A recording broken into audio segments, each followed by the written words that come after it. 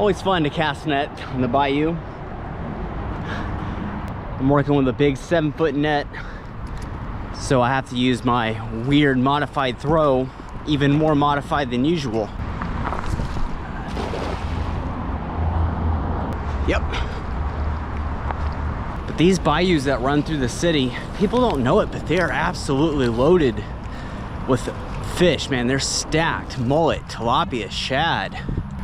If you can throw that net open properly and get it in between the two shallow shelves of the channel and get it back without catching someone's bicycle, you can end up catching some amazing bait here. We're gonna take this downstream a few miles, try to see what bigger fish, bigger hungry predators we can get. Oh, you know it's nice and cool outside when your face looks like this after 15 minutes and you have to keep shaking the sweat off your sunglasses. But that's just fishing in Texas in the summer, especially in the city. It just traps heat, man. All right, let's get to it. Just cutting up bait. Look how big this mullet is that we caught. That is massive. That might be the biggest mullet I've ever seen. In fact, it's almost a carp. That's incredible. And that is just a snack for what we're after. Downstream a few miles on the same bayou, you get this. Much bigger, much slower, much bigger fish like to hang out in here. We're gonna cast our bait and let it drift down. The current is moving, but it's moving slowly. And we're gonna follow it on this concrete shelf. It's mullet jumping right there. Our first bait today is gonna be the tilapia head. That's a really good bait with my personally designed, modified alligator gar circle hook rig. If you want those yourself, you can get them from Terra Firma Tackle. Link in the description.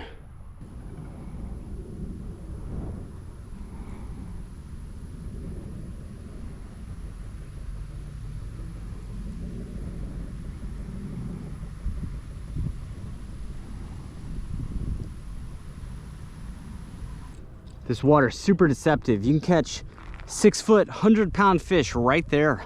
But I want to start on that side, the far side. Boom. We're just gonna keep our eye on that float and walk parallel with it the entire time. Best feeling in the world is when you see it drop and just take off. It's dancing, but will it dive? It wants to. Definitely a fish or a turtle. I like the way it's moving. I wish it would go under though. Yeah, nothing. It happens. False alarm. There are so many turtles in here. Small catfish, small gar. A bite does not mean a big fish. I tend to find the big fish hang out not in the middle, but on the sides of the drop off. So I like to fish the float real close to one side or the other, up and down.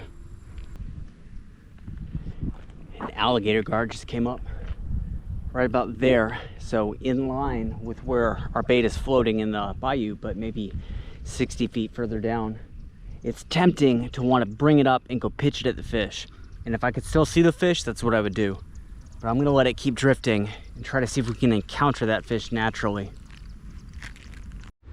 If you're wondering, is he hooked onto a fish? The answer is no.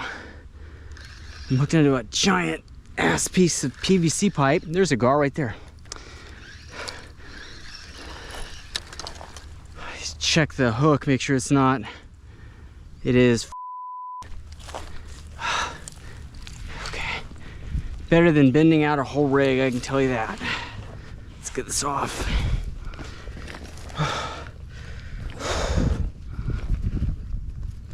Hardest part about doing this is legitimately just breathing through the whole thing and not getting exhausted from the nasty combination of heat and adrenaline. Come on.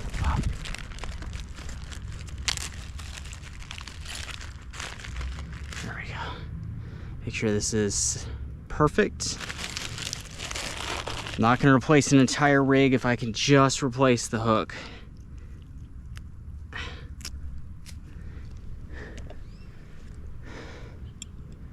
Best hooks in the world are really no match for the awful garbage that you have in the Houston bayous. Not sure what's growing out here, but it smells like sage. I do a lot of cooking at home. I'm quite fond of it, and it smells like sage when you cook with sage. I like to do the snell knot where you wrap it and hide the tag end.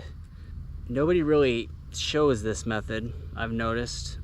Everybody does that really sloppy version you see, where the tag end is just kind of haphazardly wrapped around the outside of the knot. There we go. That's what I want. I don't want you to be able to see that tag end at all.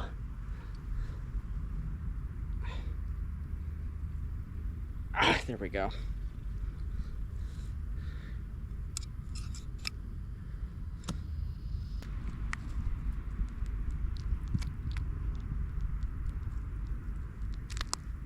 There we go. Through the back this time. I can literally feel the entire time I've been out here, sweat has been dripping off my arms. I can actually see it constantly. So I'm trying to drink water a little bit at a time, but religiously, consistently.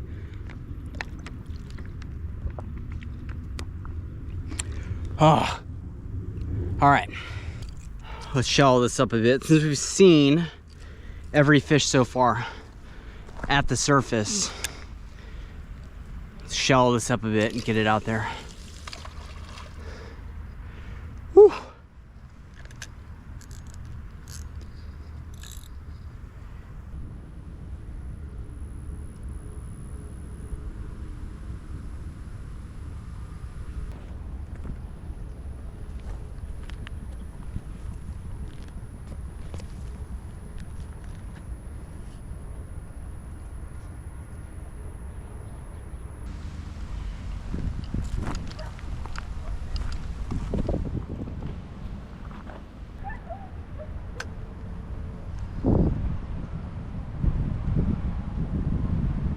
All right, so we got a dive there. See that?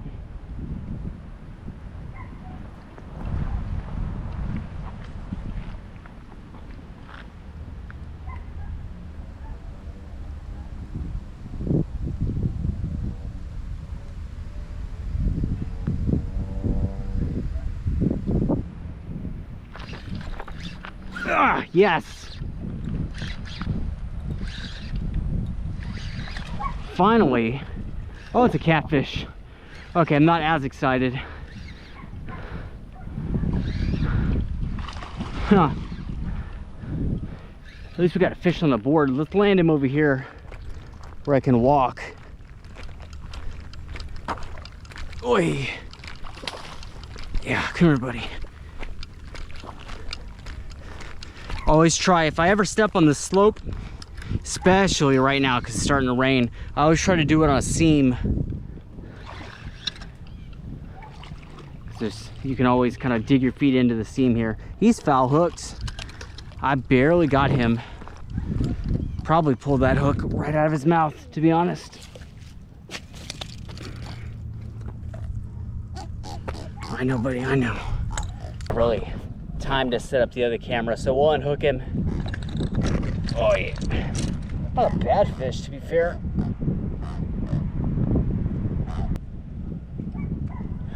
Ow! Just hooked myself twice. That's getting infected. But not a bad fish. Not a bad catfish. Very pretty. There's the rain. We got to get off this slope quick or we're going to go ice skating down into the bayou. But very pretty fish. So let's get him back in the water. Just going to kind of turn around and pitch him in. I'm following. Hang on. We gotta get out of here. If I don't get off this slope, this water pouring down is going to make it impossible to climb. This is, yeah, right off the bat, it's already hard to walk on. Whew. That's why we walk on the seam. All right.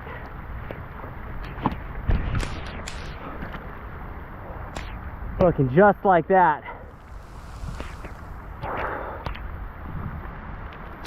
Just like that. We've got the rain pouring down. I don't know how long this will last, but this is not good for fishing in this bayou. The problem is, in addition to the fact that you can no longer stand on that concrete, you will skate down, you will go in, and that will be the story of you. In addition to that, the water rises rapidly, and it moves so fast, and it becomes so murky, it's almost completely unfishable and extremely dangerous.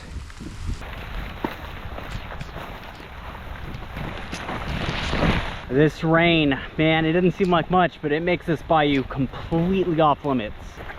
I'm trying to think, because it's getting dark, but it's not because it's late. It's not because it's too late in the day. It's because of the storm clouds. So I'm trying to think in my brain, where could I film? Where could I film in the rain? There are a few things that can feel quite as good as getting rained out sometimes. It is just so hot right now.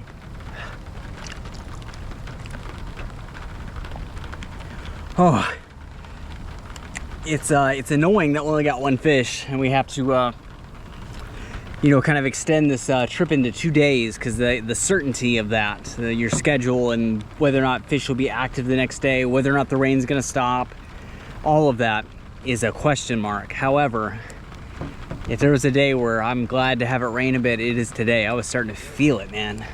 It's one of the things that you guys really don't ever get to see is how long I'm doing this. You see like this cut down 15-minute version, and people go, I can't believe you got that tired in 15 minutes. It's like, I do this all day. Sometimes several days in a row without stopping. And then I get exhausted. And you see 15 minutes of the edited version that will go on YouTube. Oh my God. Okay. Whew, that feels great. Let's get our stuff. Let's go shut our other door before our car gets flooded.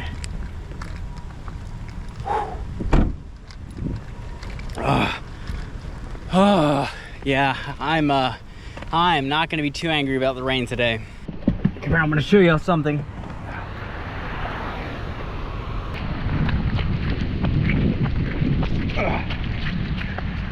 Yeah.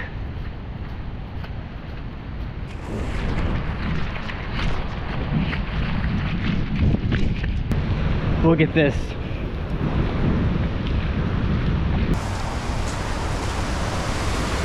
That is where we were catching bait this morning.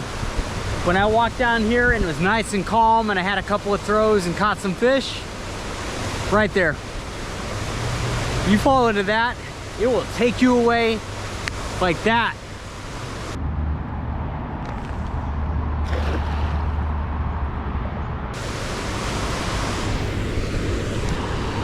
Man, these bayous are so dangerous. Look at this. I gotta be careful doing this. You try to walk on a spot like this, it's like ice when it gets wet, and you go into that. People drown in here all the time. Usually it's fishermen who are getting a little bit too adventurous, people doing the kind of stuff that I do. They fall in and they are not coming back. Look how fast the water's moving. Look at the other side of the bank, the way it's rocking back and forth. You know what that is? That rocking motion side to side, that is the volume of water increasing too fast.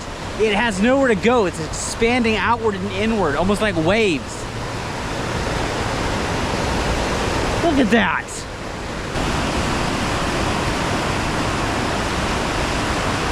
If you fall into this, you are never coming back out. Absolutely insane.